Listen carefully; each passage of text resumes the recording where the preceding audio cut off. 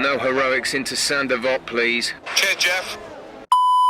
Hey guys, it's James here. Welcome back to another F1 2020 My Team Career Mode video. We are here for episode number 14 at the Belgian Grand Prix. If you did miss the last episode at the Hungaroring, be sure to go check that one out. It was somewhat of a reality check after a string of excellent results for JNS Racing.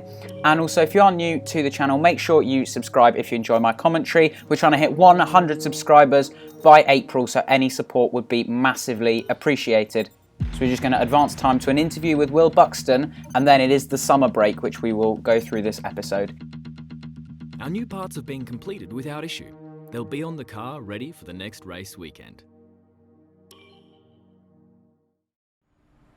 Here we are in the HQ of our newest Formula One team. We've got an awful lot to talk about, so let's jump straight in. At the moment, you seem to be a solid mid-tier team.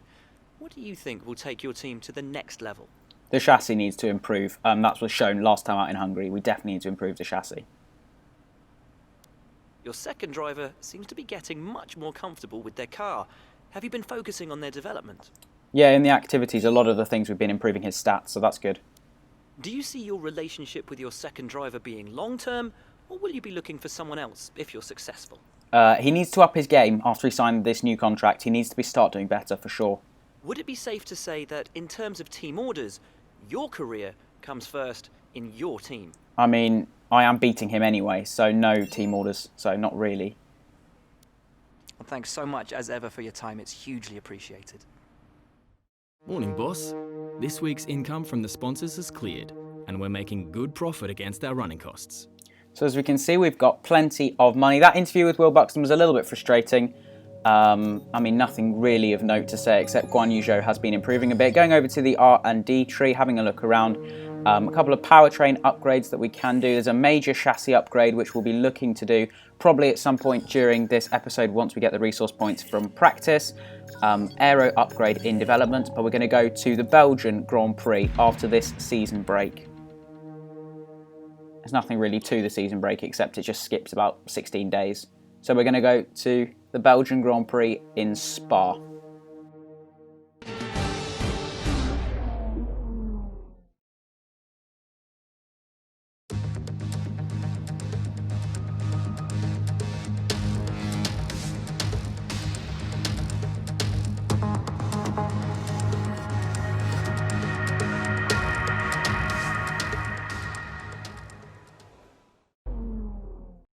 So here we are then for qualifying for the Belgian Grand Prix. I'm just going to show you one lap of this qualifying. We're going to check the setup as always. There's a little bit of a tweak to the golden setup. I'm actually going to increase the brake pressure, just meaning that we can brake a little bit later. It might increase our chances of locking up, but it will mean that we can brake that little bit later into the bus stop chicane and into Les Combes, meaning that we will be able to make some more overtakes potentially. Obviously, Belgium is a very quick circuit, absolutely flat out all the way from La Source all the way up to Les Combes. But we come across the line for our second lap. We are in P15 at the moment. So we brake now into La Source. We have actually lost quite a lot of time from our first lap. It's not been a great exit out of the corner. Wasn't able to quite get the power down as quickly as I was in the first lap. That's going to cost us all the way up to the top of Les Combes as we go through Eau Rouge, 17 degrees up over Radion at 194 miles an hour. Unbelievable speed through there, as now we are going just over 1.5 tenths slower than our previous best as we come through Les Combes. Now it's absolutely flat out from La Source all the way to Les Combes. That is going to be the best place to overtake in the race as we head towards Beau Rivage. It is a very, very slow understeery right-hander, but we have gained a touch of time through there as we are trying to claw back the time that we lost at La Source. That's going to hurt us all the way through the lap as we head down towards Pouhon. It's in a 7th gear, very fast left-hander. We just dropped down to 161 miles an hour through there, clip the curb on the inside as we head into the tight and twisty section where in the real-life Grand Prix in 2020 in Spa, Giovinazzi and Russell had that big accident, but we're just a couple of hundredths behind our previous best time as it is now almost virtually flat out until the end of the lap. So you can see we're just a 10th down. We're heading towards Blanchiment where Max Verstappen overtook Felipe Nasr in 2015. Another unbelievable overtake. He goes 200 miles an hour through there. Absolutely rapid as we brake now into the bus stop. Gain a huge amount of time compared to our previous lap where we made a little bit of a mistake at the bus stop chicane. Open the DRS across the line, and it is 1/10 better than our previous time. Where does it put us? Puts us in 15th place. That's a pretty decent qualifying. And with qualifying complete, let's review our top three today. Bottas, Verstappen and Lewis Hamilton. Goodbye for now then, but we're really just getting started. Make sure to join us again for Lights Out tomorrow.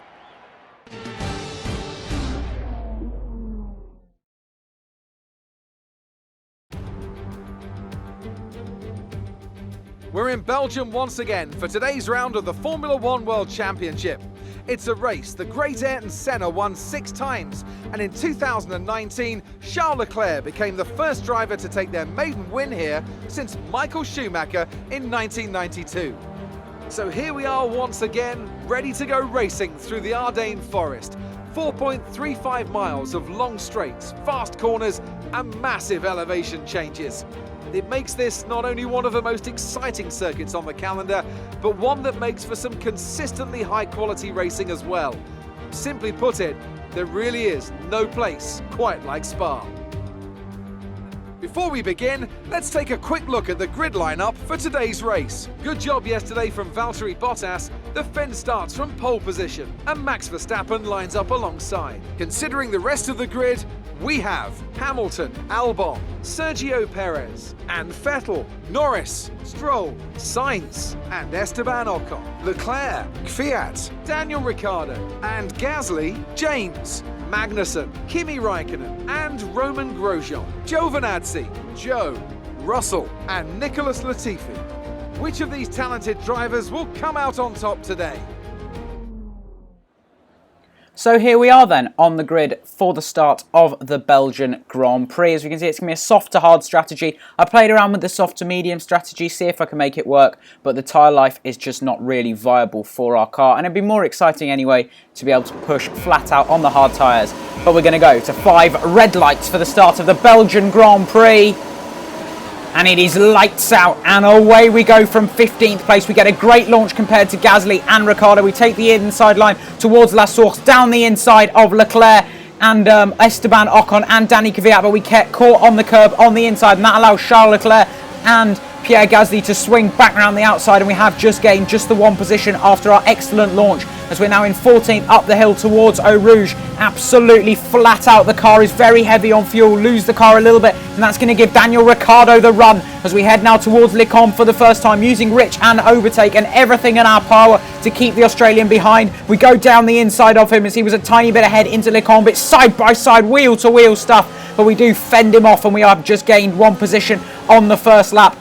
It's been a decent first lap for us as we have gained the single position into Beau Rivage. Gasly is going so slowly, we surely can't stick it all the way round the outside of the understeery right-hander. And we do have to settle for 14th place as we go through the turn with no name. Turn 9 is infamous for not having a name as we head now towards Pau on the double apex left-hander. It is so quick, even with a full tank of fuel. We're going at 162 miles an hour, so just about the same speed we went through there in qualifying. So perhaps we could have taken that a little more aggressively in qualifying, but now in 14th place, what can we do? Surely the target has got to be points as we've got Danny Kvyat in 10th place. He is holding the key to 1 point in this Grand Prix as we are fighting AlphaTauri in the championship. We are a solid midfield team now after we have picked up many points so far this season. But heading down towards the bus stop chicane for the first time, almost touched the grass just on the entry of Blanchimont there, but we don't seem to cause any damage to the car as we get very close to Pierre Gasly at the back towards the end of lap 1, and we have going to come across the line in 14th place. So not terrible.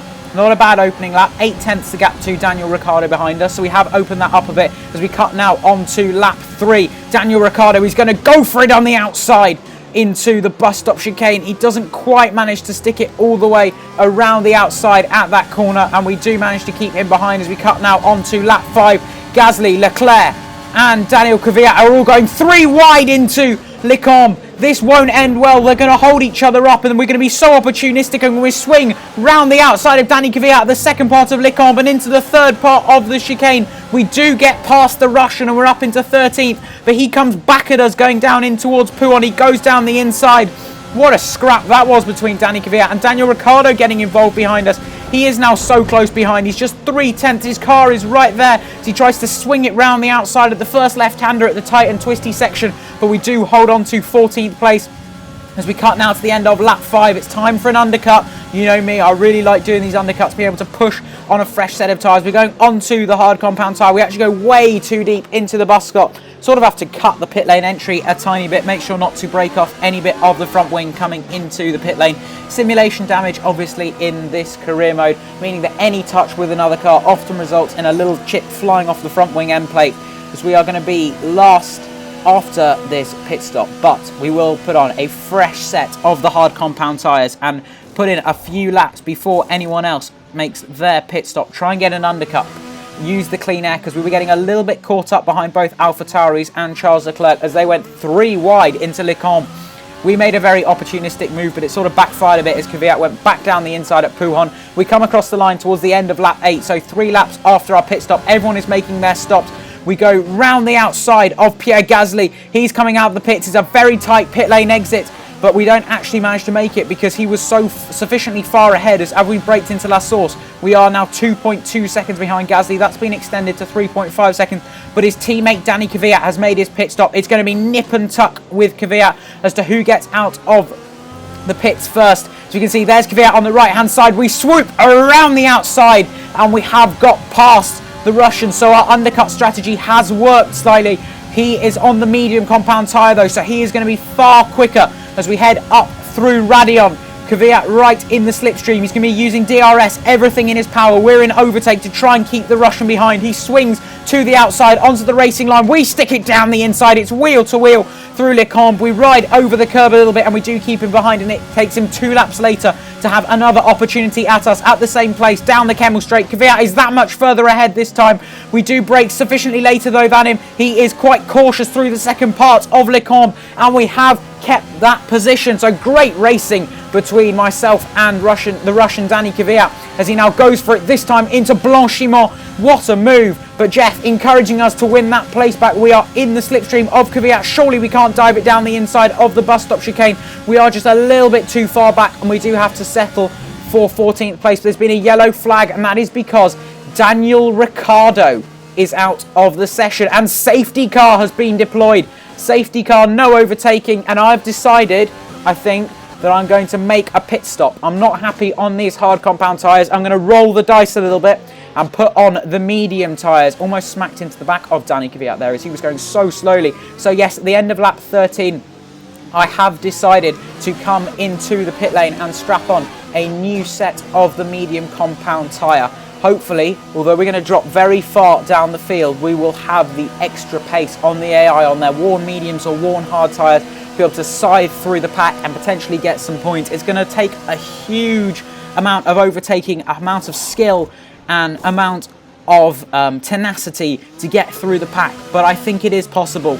2.7 second stop, doesn't really matter. We are out ahead of Nicholas Latifi, so that is 1 car less to navigate as we cut now to the end of lap 15. The safety car is coming in this lap. The 2 Mercedes cars will lead us away as we are tucked behind Guan Yu Zhou, who actually locks up into the bus stop chicane, but we make a little mistake coming out on the exit of the bus stop chicane, and it's not been a good exit at all. 8 tenths behind Guan Yu Zhou and just 2 tenths ahead of Nicholas Latifi, who might fancy his chances, but we do brake so much later than Zhou going into La Source. We almost smack into the back of our teammate. Luckily there was no contact, because crashing into your teammate is the #1 cardinal sin in Formula 1. As we cut now onto the top of Radion, are we going to go for it on Guan Yu Zhou? Up to the top of the Kemmel Straight, we pull to the right hand side and down the inside we go.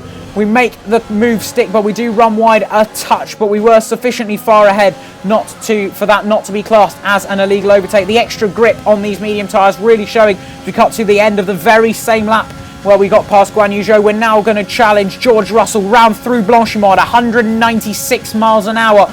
We're going to pull to the right hand side for the bus stop chicane. We brake that much later than Russell, and we have got up into 16th on lap 16 into 18th place.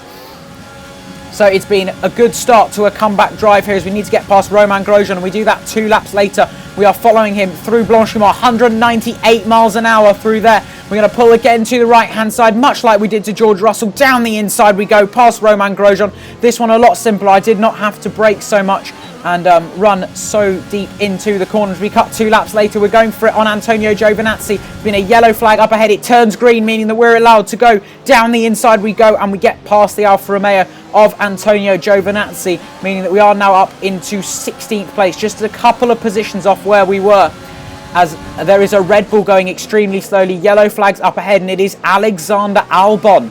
With just 1.5 laps to go, Alexander Albon is out of the Grand Prix with an engine failure. But since that yellow flag, we did have no pace whatsoever. We weren't able to catch up to the back of Kevin Magnussen, and we have thrown away a potential 12th or 13th place finish here, possibly even an 11th place finish, and we're going to finish in 15th place thanks to the strategy move that has not worked. So that is a little bit of a disaster. All right, race over. Take care of the car on the way in.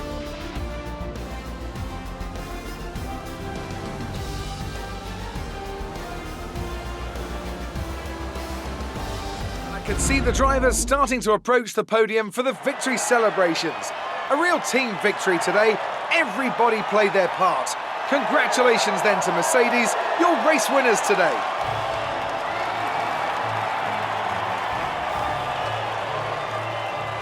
And after this round of the World Championship, here's how things look in the drivers' table. More points for Valtteri Bottas, further solidifying his lead at the top of the table. Some amazing talent out on the track today, but Anthony, who would you pick as your driver of the day? Carlos Sainz certainly wasn't someone to scoff about. His ability to follow race strategies throughout with pinpoint precision has to be commended. Let's move on to the constructors. Mercedes continue to extend their lead. Meanwhile, good work from Racing Point this weekend, who pushed themselves further up the order.